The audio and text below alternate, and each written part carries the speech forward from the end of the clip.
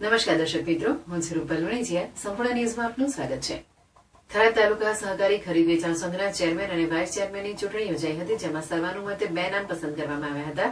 Chairman તરીકે જીવરાજભાઈ પટેલ અને vice chairman તરીકે પ્રભુભાઈ પટેલની બિનહરીફ વરણી કરવામાં આવી હતી.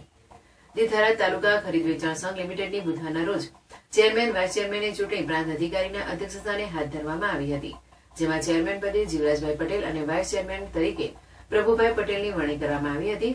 ખરીદ વેચાણ સંઘના ઉપસ્થિત ડિરેક્ટરોએ ભારતીય જનતા પાર્ટીના મેન્ડેટ મુજબ સર્વાનુમતે વરણી કરવામાં આવી હતી. આગામી નવનિયુક્ત ઘોષિત કરાયેલ ચેરમેન વાઇસ ચેરમેનને ઉપસ્થિત સૌ ડિરેક્ટર સહિતના આગેવાનોએ ફુલહાર પહેરાવી મોં મીઠું કરાવી શુભેચ્છાઓ પાઠવી હતી.